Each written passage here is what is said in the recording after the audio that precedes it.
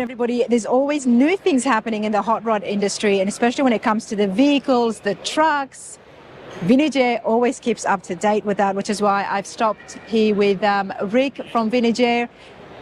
How you going?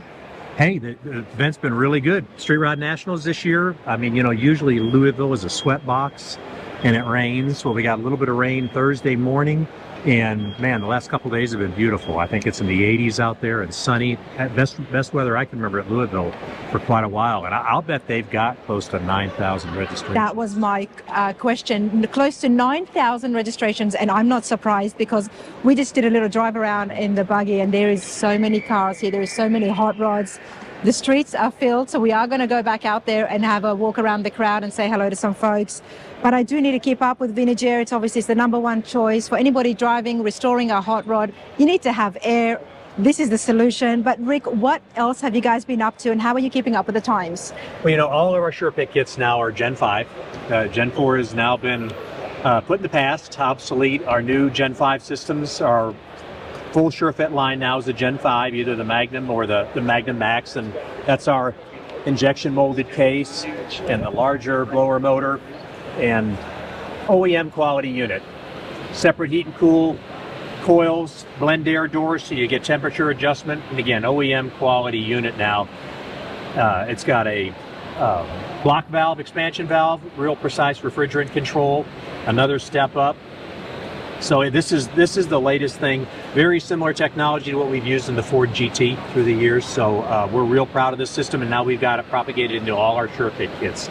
And on that same vein now, we've had the Gen 2 series for many, many years, going on 25 years now. And now we've redesigned both the Gen 2 Compac and the Gen 2 Super, two completely new systems now. We've got the Gen 5 Compac, Gen 5 Super, larger blower motors on both units, same kind of technology that we're using in the Magnum.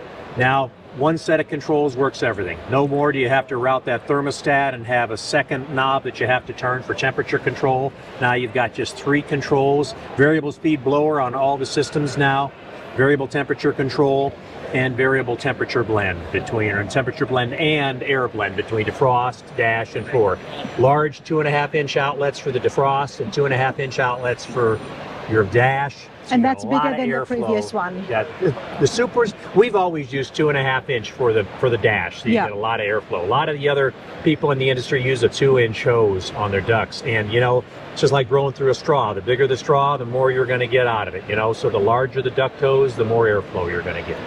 It's been going so well for so many years, and now all of a sudden there's an upgrade, and sometimes people at home, especially who have been and loving the product, will be like, why the change? Because there was nothing wrong, of course. Well, it's like everything else. You want to stay up to date with the with technology, and technology's improved. Now this is microprocessor controlled. We've done away with the digital electronics. Gives you a little more flexibility. Again, one set of controls now through the entire line. This also makes it easier to adapt now some factory controls. So if you want to use this system in some vehicle that we don't have a SureFit kit for, the Gen 4, Gen 5 electronics makes it easier to convert a factory set of controls over to operate one of our systems. So again, later technology, you've got an OEM blower speed control.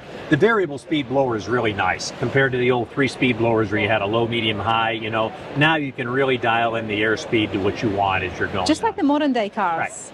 Right. Nice. Now I see something about the Fox bodies. We know they're very popular. Yep.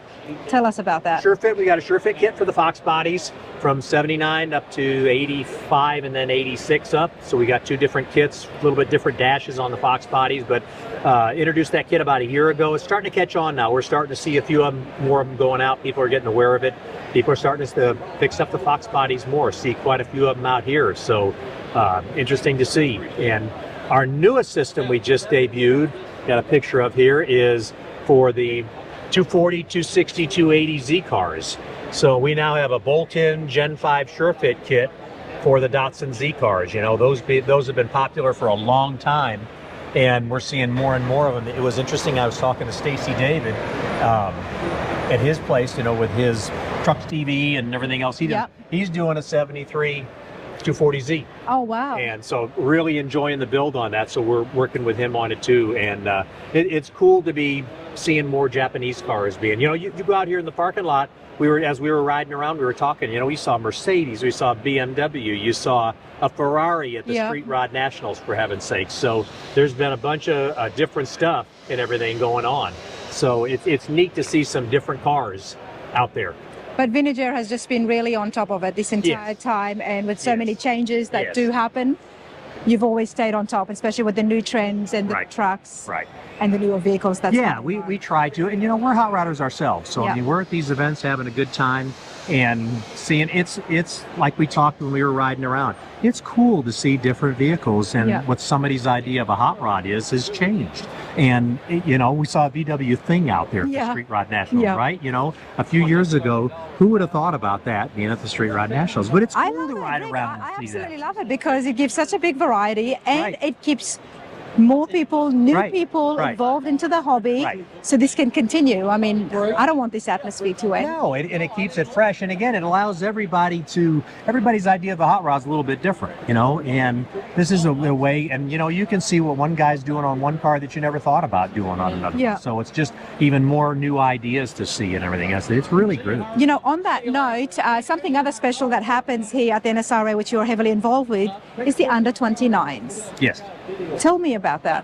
29 Below program we've had for a long time, and we're really proud of that program. And what it does, again, you've been to the Nationals, it's a large event, a lot of cars, a lot of people, and you can get lost there. And when I first started coming to these events in the early 80s, I was the young guy there, and most of the guys were older. And you see a lot of gray-haired guys here now, and I'm part of that. So 29 Below, what it is, it's a non-competitive area that we put together at the regional events and at the Street Rod Nationals. And it's a place for younger people to go, park their cars, get to know each other, meet each other. We do a few drawings, a few giveaways, no judging. It's not a competition area. Okay. It's just an area for you to meet some other people your own age, see what they're doing.